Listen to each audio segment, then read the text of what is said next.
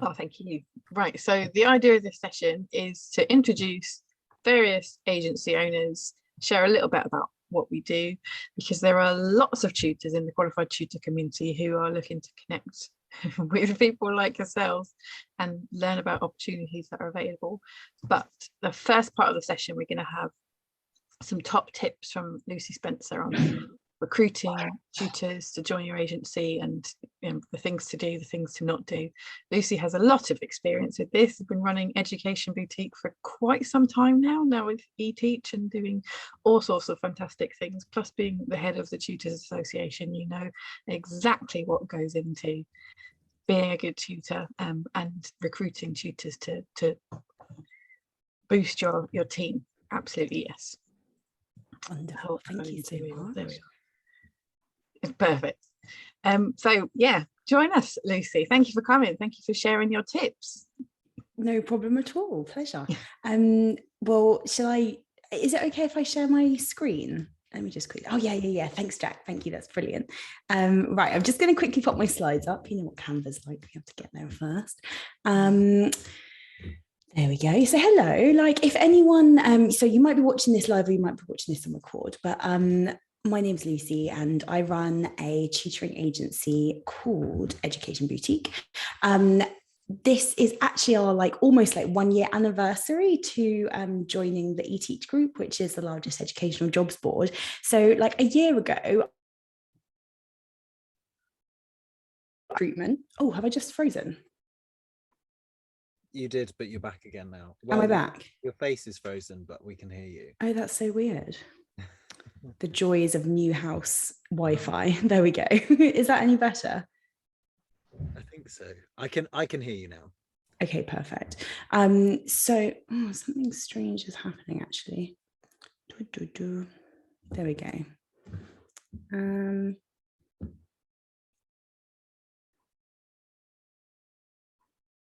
Can you guys hear me now?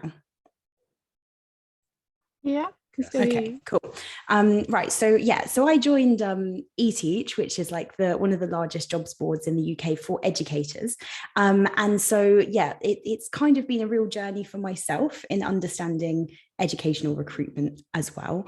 So what I want to do this evening is just super quickly, I'm going to take 10 minutes of your time, literally, but just sort of thought provoke some things that I feel have been my biggest learning points from this last year, that hopefully I can help you to fast forward, because I've had to learn it as I go and it's been a huge learning curve. So hopefully I can help break those steps down that I think I've taken to help you be more effective in your recruitment for your businesses as well. So if we go forward, I don't know, my screen seems to have frozen. That's not ideal. What is going on? Sorry, guys, good old tech. Something is happening with my computer right now. Have you been working too long?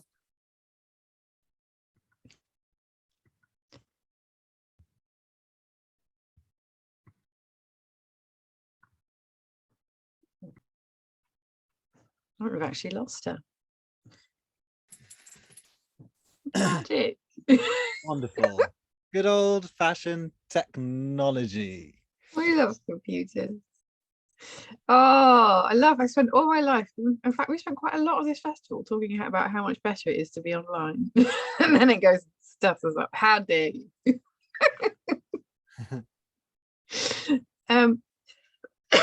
Okay, perhaps we could switch around whilst we wait for Lucy to come back.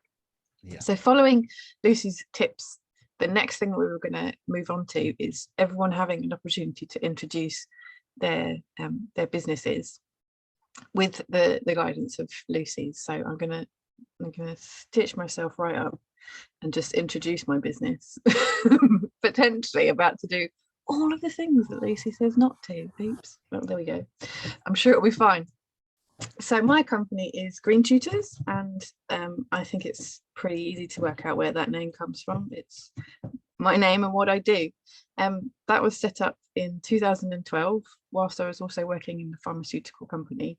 In all honesty, because I just bought a house and suddenly realised that there was an absolute loads of bills to pay. And I thought, what can I do alongside what I'm currently doing? And a friend of mine had just started tutoring. So she suggested that I give it a go because she knows that I'm a massive nerd and love talking about maths and science.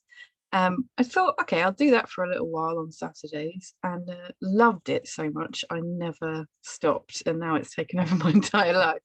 So that went very well. The reason why the company does what we do is because I had such an interest in maths and science, but it was a surprise to people when I said that that's what I wanted to get into. That I said I wanted to go to university and study forensic science, and people were telling me, oh, that's going to be a bit morbid, isn't it? Isn't that a bit dark? Wouldn't you like prefer to do something a bit nicer? Maybe you can go and write a book or something like that that's nice and safe at home. Well, no, I want to see the dead bodies and the gore and the diseases and all sorts of disgusting things. That's why I want to study it.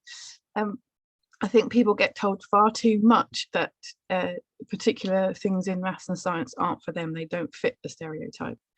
That kind of struck me quite early on, but when I was working at a pharmaceutical company, they very wonderfully had a program to send employees into local schools and nurseries and youth groups to talk about what we do at work, and to deliver workshops and things to kind of bring scientific principles to life, to talk to them about their career options.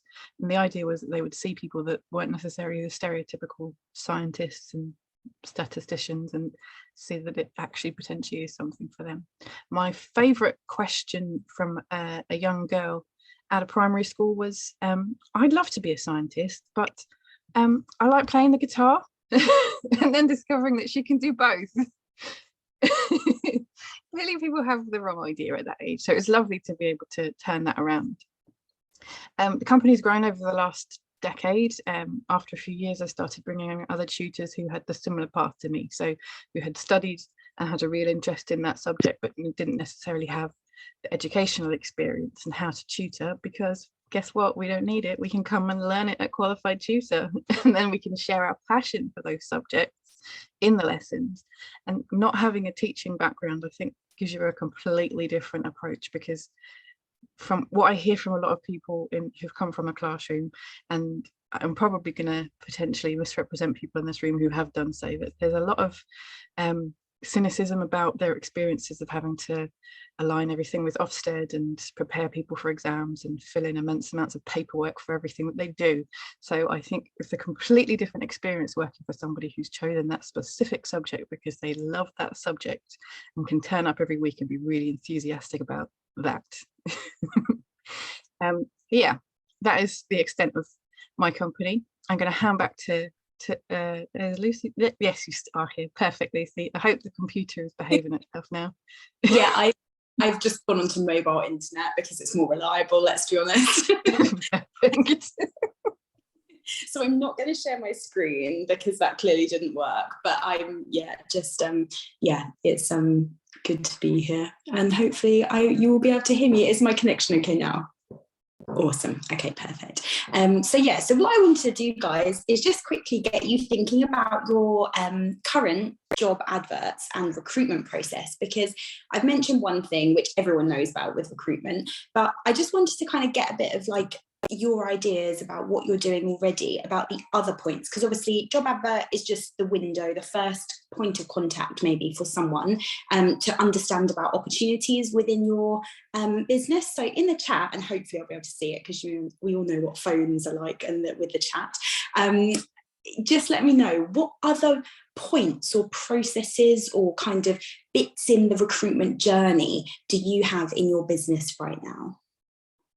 And we'll read out some. So obviously we all know the trusty job advert, which is kind of one of the biggest things that we're going to talk about, that is not recruitment. That's hopefully, if you can take one thing away from this evening, it will be that job adverts are not a recruitment strategy. So what else are you doing in your business that forms? So we've got word of mouth, Facebook to advertise. Yep, so that's still lots of job adverts and like the places that you resource. So resourcing, definitely, where you place those job adverts is really important. Chatting about aims and visions. So that's sort of your, I guess you're probably almost your interview process where you're sort of presenting what you want. Facebook page, again, that's like a resource area. That's brilliant. Encouraging exciting tutors to referrals. That's amazing. Sorry, I didn't see who said that. Just popped up on my screen. Business cards. So again, that resourcing and that advertising. So it sounds like we're all very, very familiar with the places that we need to place the adverts, and the fact that social media is a really good way to engage. But actually, we've got job adverts. We've got resourcing, which is where you're actually looking at the candidates, finding, like, you know, lots of you were saying, different places that you pop those job adverts. But remember, it doesn't have to be job adverts. You've also got the screening processes. So how you're currently screening those tutors that come through the job adverts. Interviewing, obviously, a really important one, which a few people mentioned there.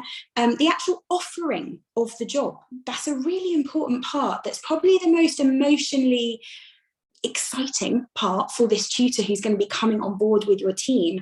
And some of us are just like, yeah, cool, we'd love to have you. Like, is that enough? You know, does that get them excited about, like, the job that you know, the partnership that you're going into, especially as agencies? You know, these tutors, they're our clients, you know, because actually, like, it's a partnership. They can work with any company that they want.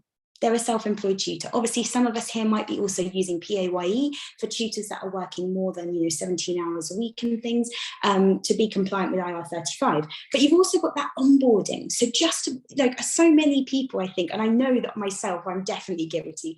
Do let me know if you're guilty of this in the chat. But when you found a great tutor and then you place them with that first client and you're just like, cool, where's the next one coming from? And actually that nurturing of that tutor that's just joined you on your journey with your vision for your company, but their vision for their tutoring as well, it's a partnership. And if I did have my slides, my next slide was going to be a picture of some seats which said, "We are hiring." And I think this is the psychological barrier that a lot of us, it's like this top-down approach. We are the agency and we have the opportunity for the tutor to come and work with us. And we are above here and the tutor is down here. And this is just so wrong. Absolutely so wrong. If anything, I think of it the other way around.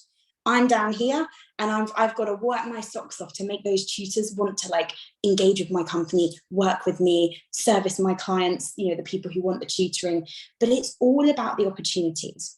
So firstly, I wanted to think, if we think of job adverts, resourcing, screening, interviewing, offering, and onboarding as those key little points, in the chat, what would you say is the most important one? Just pop it in the chat. And if you want to kind of do it in a sentence, like, I think this is the most important stage because, even better.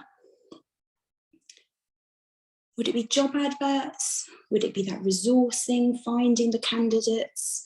Would it be the screening process? What do you think is the most important? Interviewing, offering, or onboarding? Researching candidates and taking references, Lucy. So that's sort of the resourcing and the screening section. Very interesting. Onboarding, Georgina. So making sure that they're kind of nurtured into the company. Yeah, absolutely. I had to kind of finish your sentence there because it went ... afterwards. I can't see it all. So hopefully I did that justice. Do feel free to unmute yourself and say things as well, guys. It's an open conversation. So we've got a few people saying a few different things. I think I've done the job advert a disservice, haven't I? No one wants to say job advert. I think screening is very important. I would totally agree. Personally, I think the screening of the tutors is probably the most important thing, because if you get a tutor that is not safe to work with children, your business is absolutely done. It's the most dangerous part of our role. And I'm sorry to lower the tone. I know this is meant to be like a nice, happy, positive thing, but we are in charge of vetting a candidate and making sure that they are safe to work with children. So I don't care about your job advert. I don't care about your fancy onboarding process. I don't care about how lovely your interview is. If you are not screening your candidates properly, you are putting a child at risk. And that is, like, scary. So, you know, I'm not going to spend loads of time talking about screening, but I just want us to remember that with recruitment, we are working with not just recruitment for a job, an office, we're putting people in front of children. And that is just such a big thing. So I just wanted us to just take a little bit of time and just think about your own process. And we know when the jobs are there and the money's there and we want to place a candidate, we all get that. But if you, and I know that, you know, not so much now because I've got a really stringent screening process in place, but I know I have in the past not done my best in that screening section because we've been rushing to fill a job. And so that is a very powerful thing that I just wanted everyone to kind of reflect on. So then we're going to go on to the job advert. Now, I have talked about it not being such a kind of, I don't know, good thing. But actually a job advert needs to be a story. And again, in my little slides, there was going to be a picture of lots of different job adverts. And then one job advert where there was a video on it. And it was an interview. It was like a sort of a message from the founder. And it was kind of just giving a bit of an overview, but like a video. So the person looking at that job advert wasn't just going to have to read through loads of text. We're tutors. We know everyone learns in different ways and engages in different ways. But this company had a little short video. And it was talking about the opportunity. It was talking about why the company had started and what they hoped the opportunity was going to offer to the candidates. And you can probably just imagine it, which one looked the most engaging, you know? So just like any of us who are sort of English tutors who tell people to, our students to stand out from the crowd and, think about writing in a different way that's going to grab the reader's attention. It's not just about writing. Remember, we can be very creative. Recruitment is a very creative process when you actually boil down to it. So one thing that I thought you guys could just write down and go away and do after this session is look at a job advert that you've put out.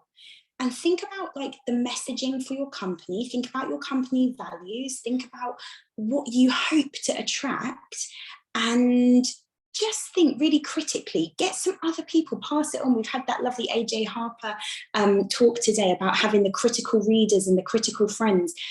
Other agency owners swap with each other, or, it's all about collaboration, giving it to tutors and going, now that you know us and the opportunities available, do you think this is the best that we can do? Do you think it really helps our messaging?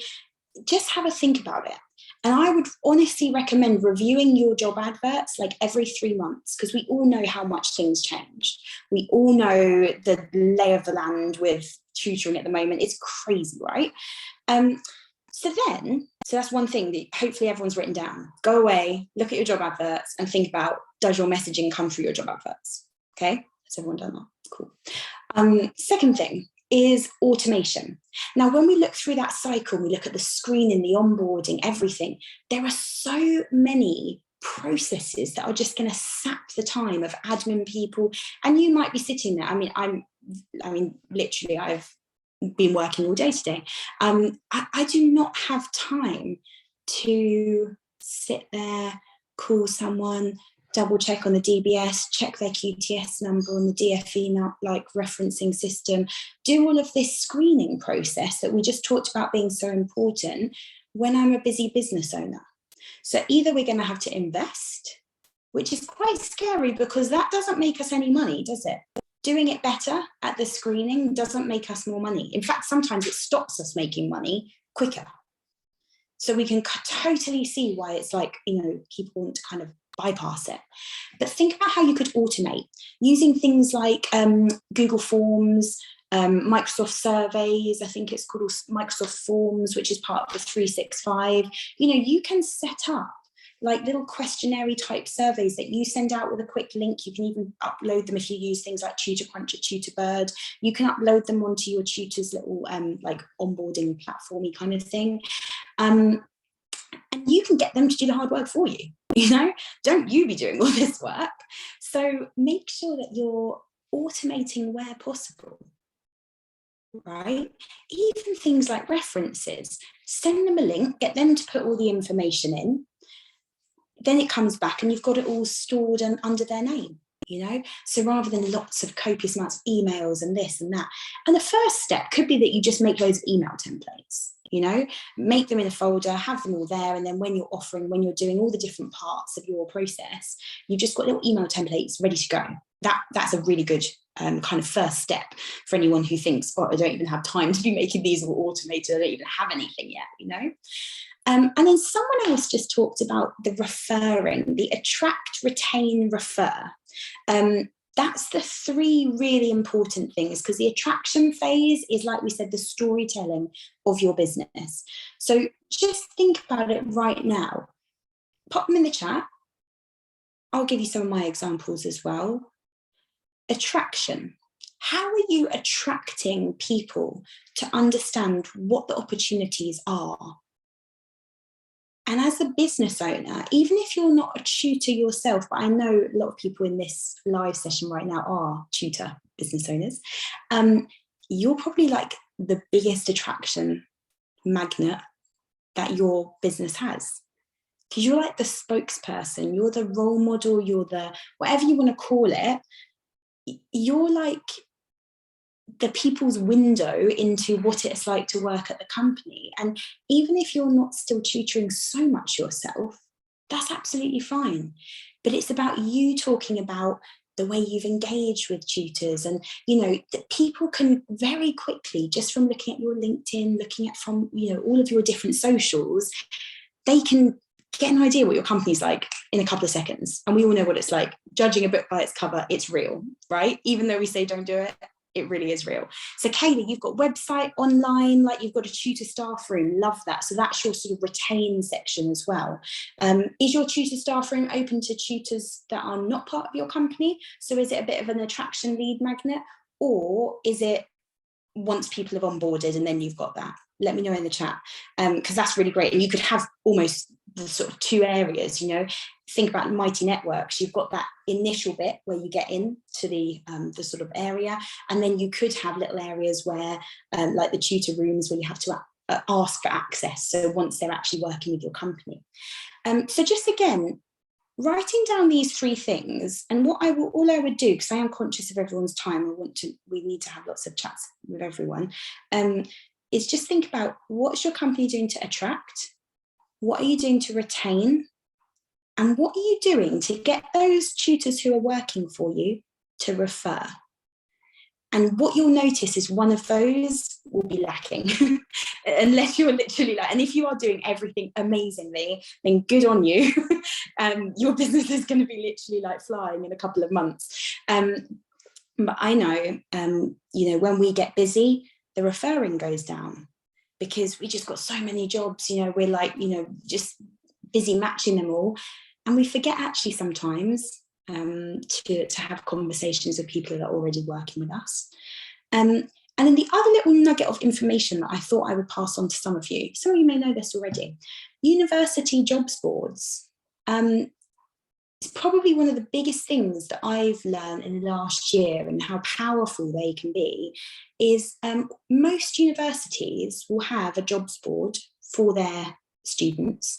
A lot of us will have connections with certain universities anyway, but you can just email the university, like, you know, student unions, things like that. It will be different people that run these jobs boards, but they're totally free.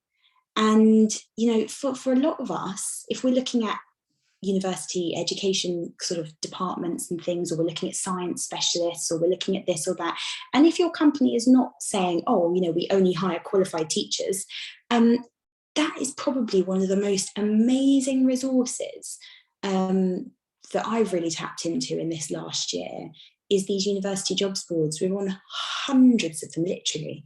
And when we post, like just now, we've got loads of summer work. It really is such an engaged community, because obviously all university students, they need to pay their way, don't they? And it's for education, and they're engaged and they're academic, and, you know, you can really profile down. So hopefully those kind of things will just start your brain, and we're all different. We all have different focuses.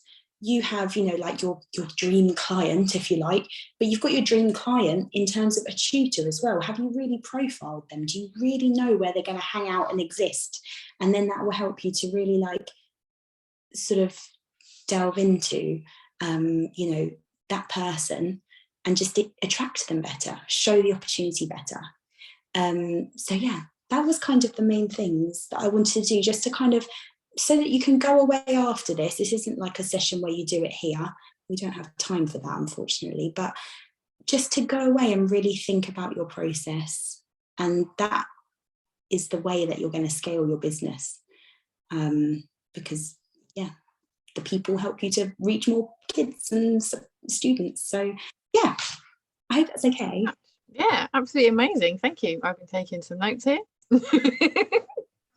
Perfect. I hope that's really helpful for people to kind of get an idea of, I know everyone's at a different point in their journey. Potentially some people haven't actually recruited any tutors yet. If you have already, you've got things to think about there. I know I have been recruiting tutors for, it must be 8 years, and I'm still taking notes. So there's always room to improve. So next up, I wanted to go around. Some people have kindly put themselves forward to introduce their business and share what they do. So I'll come to you guys first, and then potentially if we have time still and to ask some questions and introduce some others. Perfect. I don't really want to call people out who signed up. So we have Kayleigh and Liz, and everybody else hasn't made it this evening, but that's perfect because we've got the best two. Who's ready to introduce their company? I'm happy to go. Thank you, Kayleigh. Is that all right, Liz? Awesome. So I'm going to just share my screen. I haven't used Canva slides before, so do bear with me, but I think I've got it. So, hang on. Oh, your faces are in the way. There we go. Can you see that? My happy face there. So let's go to the beginning. So Bright Sparks Tutors, I'm going to go into the background of how we got started and things like that later on, and what our ethos is. Essentially, I started this business just over a year ago, not long ago. We're really quite new. And my aim was to hire tutors after 5 years. That didn't happen because we managed to get such a good reputation for what we do in the community. And we've just taken on a really massive partnership with West Sussex County Council. So we're now supporting children who are out of education all across West Sussex. So from Bognor Regis up to Horsham, lots and lots of areas. And it's a big job. So I have currently I have 10 tutors on board with me. And this all started from, so I used to manage a nursery. I have a very early years background, and I've always worked with children who are autistic or have sensory processing disorders. So that's my background, and that's how I started in education. I became a teacher, I did a master's degree, blah, blah, blah. And then this passion came from working for other agencies that didn't quite fulfill what I thought was important for these children. Most of these children had come out of education because of terrible experiences, and we were trying to replicate a school in their home. The reason they weren't accessing school is because the system wasn't working for them. So we take a really playful, engaging approach to education. I say we because there's me, and there's also lovely Mia, who's not here because she has COVID, but she was going to join in as well. So Mia has just come on board as a director because I'm going off to have a baby. So it's been a very busy year. So this is why we're kind of doing this now, to try and get the right people in. So you can just see here, just the things that we do. We really feel that relationships are so important, and we really focus on the well-being of our students. So we might be teaching them math, science, history, English, but they also have access to trained counsellors, and which is a very recent thing. And they also have access to weekly well-being sessions as well. So this is the sort of children we take on, are children with EHCPs. And we work really closely with the family as well. So it's not just going in and addressing those issues, it's actually teaching the parents how to cope with certain elements and offering them support as well. And we've also started doing trips and outings, which has been really, really positive for our young people. So they get to go to the shop, they buy ingredients for cooking, all of that stuff, just to have fun in their education and have, you know, a little bit of independence. This is our why. We just don't think that education is a tick list that needs to be worked through, which is what it is at school. We believe that our most vulnerable students thrive on world experiences, and they need us to support them in using those basic skills and applying those basic skills as well. And we also find that many of the young people that come to us have mental health problems that need to be addressed before we can get into the learning. So we have to break down those barriers first and support the whole child rather than looking at 1 or 2 points. Just going to skip along so I don't go over. So I've just got a little case study really of the typical child that we might have. So this is a very recent child. His name's not John, but he came to us as the HCP, detailed all of these things, but until we actually went in and spoke to him, we didn't know kind of what was going on. So we started where we thought we were supposed to start, which was to support his academics, but actually it really quickly transpired that he wasn't ready for that. We decided to meet with his family. We moved to online sessions, and then he had 1 day a week where he was going on outings. And he's also just been referred to one of our counsellors, and he's going to be attending our weekly wellbeing groups. That's our starting point. Having that conversation and getting to know him, we can then work out a really good route for his education. It's about trying to find something that works for him. And this is where we need tutors to be really flexible in their approaches and really sensitive as well to these children's needs. So what we're actually looking for is we're looking mostly for face-to-face tutors across West Sussex, wherever you are in West Sussex or Brighton. And we do sometimes get online referrals, but most of it is face-to-face. So if you think that that sounds like something that you would enjoy, I'd really love you guys to get in contact with me. Like I said, we are taking on a lot of students at the moment. My days are very, very busy, and we do have wonderful tutors on board already, but we just want to grow our family. So yeah, that's us. Fantastic. Thank you, Kayleigh. I mean, I hear about the things that you're doing. Seeing it is amazing. Yeah, and it's a lot of fun as well. You know, I really, really enjoy it. I think my only gripe lately is that I'm having to do more paperwork rather than get out there and do things. But, you know, it all comes part of the parcel, doesn't it? So, and like I said, I've got the wonderful Mia by my side, who is amazing as well. Yeah, takes the fun out of it, doesn't it? Not much fun doing admin, tax return. Yeah. Fair enough. And growing a business and a whole person at the same time. I think you've done very well. Yeah, it's tiring. First 3 months were exhausting. You know all about it, Georgina. Yeah. I'm not stopping. I'm very vocal about it. That is all yours. Hard you run a business, you can grow a person. Perfect. There we go. Thank you very much. Okay, Liz, are you happy to introduce next steps? Yes, well, first of all, Kayleigh, can I come and work for you? I think that's you've made your business sound absolutely amazing, and I really don't want to follow that, because I have to say I didn't know that I was going to be speaking today. So it's fine, it's absolutely fine. I am more than happy to talk about Next Steps Tutors, which is myself and Sarah Logan, who you may well have come across. I know she was hosting, I think, today, and she is also quite a big part of the QT community, particularly the Business Hub. So my background is that I'm a teacher, and I've been teaching for 20 years, as has Sarah. and we were work colleagues, so we met at our previous school.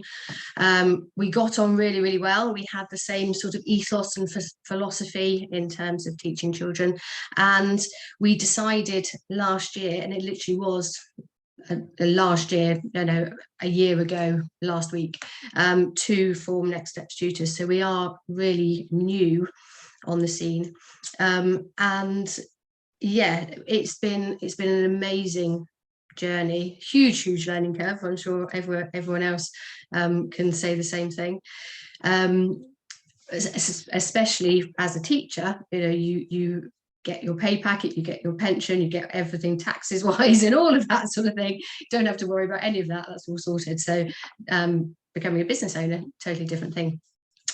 We are still very, very small. There's myself and Sarah that do the tutoring. We also have another tutor who we have recruited as well.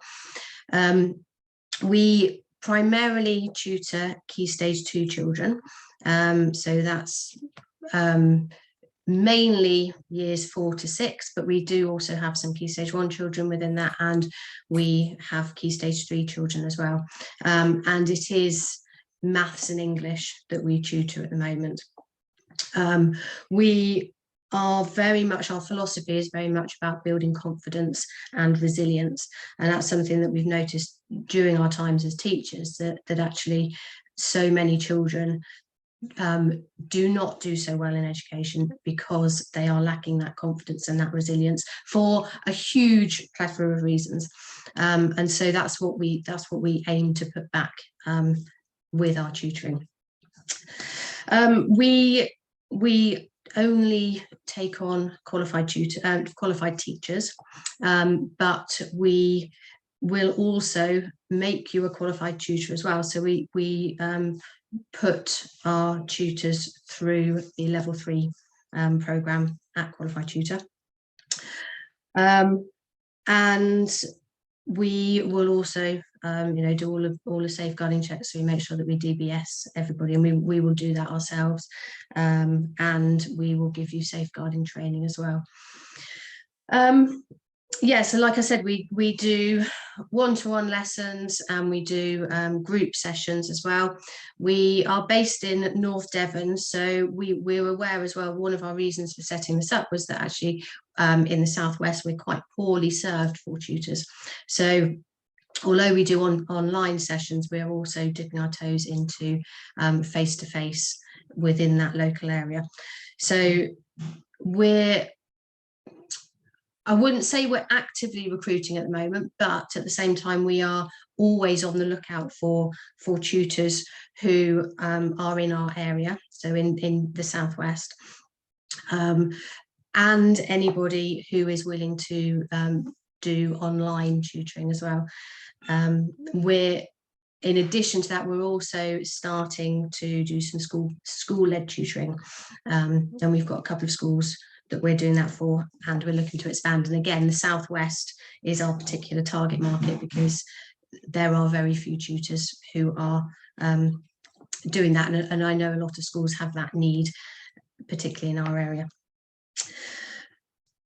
So I think that's about it. Perfect. Thank you very much. Thank you very much.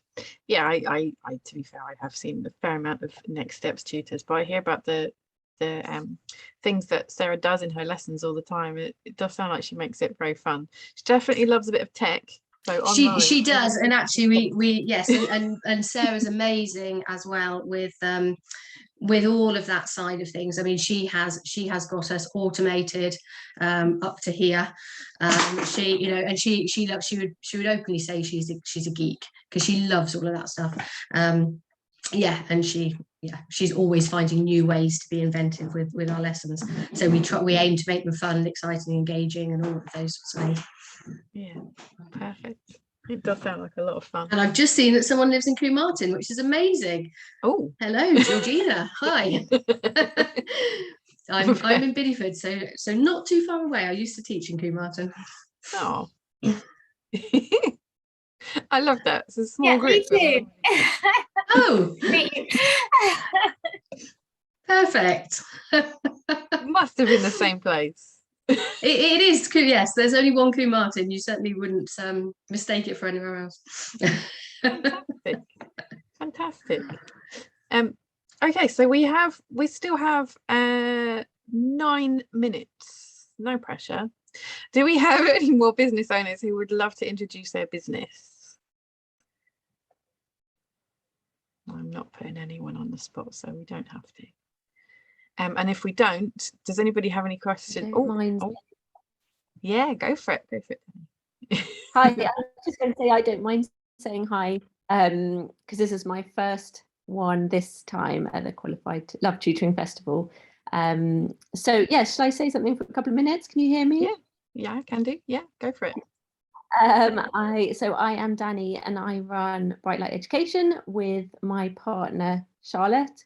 We're really similar to you, Liz. Everything that you were saying, that's kind of pretty much exactly how our business runs as well. So we worked together at the same school. We were teachers for 11 years, and then we both had babies and couldn't really go back to that full-time environment in the classroom. We were both at the kind of senior management level, and we just stepped away and set up a tutoring business together. So it's grown over, I don't know now, it's about 8 years, I think. And we take on qualified teachers, just like Liz was saying. And it's really nice to meet other business owners. I think one thing we found hard since we started is that we didn't really have other people to talk to and to see, you know, how should we be running our business? What are other companies doing? So it's really nice to say hi to you. I think one big thing that's happened is that a lot of our business is online now. So I actually moved to Japan a year ago. So I'm currently in West London, but I live in Japan. My partner's in West London, and it's amazing how we can all kind of still connect and work together online, and run our business online as well. We do have face-to-face tutors too. So yes, that's who I am. Don't know what else I can say, but it's very similar setup. But it's just really nice to get to know other businesses as well. For future that sounds fantastic. You guys are making me jealous. I want a business buddy. It's nice. It's really nice to have a business buddy, you know, because it's so overwhelming setting up your own business, and you know, things get thrown at you and new laws and things like that, and you think, oh gosh, what are we doing? And so it's really nice to have that other person. It means your salary drops, but I think it is really nice. Georgina, business buddy, be my business buddy. Yay. Yeah, I mostly talk to the rabbit here. He's not very helpful. A dog, so like don't get much advice. Just asking for food. Yeah, it helps, but yeah, it's not very helpful with tax returns. Perfect. I love it. Loads of very different businesses, but actually still lots in common. And exactly as you said, Dani, it's really nice to connect and see other people doing the same thing. Even though I don't have a business buddy, well, I do now. Thank you, Lucy. There's still a whole community. There's still a whole community of tutors, and you know, there's always somebody that you can ask if you're stuck. There's always somebody that will help you with whatever you're stuck on. And when the laws change, we have to figure out what we're doing with our lives. Thanks for that. Oh, Lucy, did you want to? Yeah, I was just gonna, if it's okay, I was also just gonna say one thing, because my business as well now, we actually support with really large jobs. So it might be just useful for people to understand about like one of the products that we can kind of help with. And that's like, if you, for example, say like Kayleigh was saying, she won like a really big like job with West Sussex Council. So if you ever find yourself like really in need of, you know, a quick recruitment for a particular role where there's like quite a decent amount of money for your company on the table, we actually do a tutor recruitment service, because I've got 30,000 tutors that are registered with all of their DBS and sort of everything. Of those 30,000, there's 12,500 are qualified teachers, because I know a few people mentioned that they only work with qualified teachers. And we obviously have those on a searchable like database.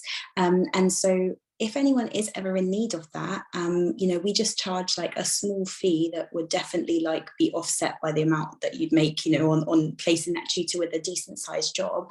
So it's maybe just something like that people know that like we're kind of a tutor recruitment service as well. Yeah, that's perfect. It is very difficult sometimes to match, possibly different for like whichever different stages in education you tutor for. But I know for mine, because a lot of my students are GCSE and A-level students, there's a definite like wave through the year, like in August and September. There's loads of people, and then no one wants to contact me over Christmas, and then they get their mocks back in January, and then there's loads of people, and then it drops off to June. And it's like, how do you balance bringing on new tutors with bringing on new clients? Why does everybody contact me at once? But you can kind of use those waves. So when you're quiet for new inquiries, if you really focus on resourcing and finding the new candidates, and then you just have to manage their expectations, you know, I think that communication is really key, because if you know, some people take them on like, oh yeah, we get loads of work, and then nothing comes for ages. You're like, what the hell, you know, like what's going on? So I just think that there's definite ways that you can manage. Like, I think it was Liz who was saying they do the safeguarding kind of thing. Well, you know, you could sort of take someone on and say, first you need to get your safeguarding and your level 3 done, and that buys you a little bit of time before like the busier times come as well. So if you open your like recruitment periods at the times when you go quieter, then it really helps to just even out that flow of, you know, candidates versus new jobs and stuff. Yeah, perfect. One day I will properly plan out my year. It's in my brain. Perfect. Did anybody have any questions that they want to ask any of our presenters today, or anything you just wanted to throw out to the audience? My face is literally disappearing into the light here. There we go. Georgina, I actually have one other quick thing, because it's like a live job thing. If anyone has any tutors that they don't have work for in the summer holidays, and they want to, like, you know, they're interested in summer holiday work only, I've got 100,000 hours of tutoring this summer. It's only for the summer. So anyone is looking for ways to, like, you know, kind of either tutor themselves, or, you know, from an agency point of view, you want them to just do some, like, you know, summer work, and then you want them back in September, please do speak to me. We've got a lot of work. Perfect. Yeah, I'm sure there'd be lots of people interested. Summer tends to be the quiet time for anybody that tutors for exams. I'm sure people, I mean, besides having a little bit of a break is welcomed, I'm sure people will be very grateful for some summer work. Okie dokes. Did anybody have any final questions? No. Thank you, Georgina. It has been a fantastic day. It's lovely meeting you all. There's lots of familiar faces, there's lots of new faces, so it's really nice to be able to connect with everybody on sessions like this. And we'll be back again tomorrow. What do we have on the schedule for tomorrow? It's me. So tomorrow, first up, no, it's not me tomorrow. We're on Wednesday. Kate King is talking about how to use memory as a tool for SEND learning. That'll be a very interesting session. If you're on the neurodiversity CPD ticket, definitely recommend catching that one live. And then we're open to the free ticket for Mark McLean to talk about the difference between tutoring and mentoring. A special one-off audience with Craig Barton for all of the teacher nerds to obsess over. Essentially, that was my little nerd moment. Can we have Craig Barton on the schedule? A mindfulness session with Henry Dingle, who you might have seen on Monday, talking about teen coaching for wellbeing. He's delivering a mindfulness session for us tomorrow, so looking forward to that one. Another roundtable on incorporating executive function learning into your tutoring, which will be very interesting. So that's with Sean McCormick and Amy Smith and Kate King, who've already been on the schedule, so perhaps you've seen those already. Demo from our sponsor, Learn Cube, I believe. No, I'll get it wrong. Don't say who it is. If you're on the QT CPD ticket, you'll be able to join Jack for the Learning Loop workshop. And then we have Oh. a lovely movement group with Sarah Lynn in the evening, so we can spend some time not sitting at the desk. Cool. Fantastic. Okay, let's go and get some rest because it's going to be a busy day tomorrow. I'll see you all again in the morning. Thank you, See folks. all. Guys, take good Bye. care. Bye. Bye. Bye.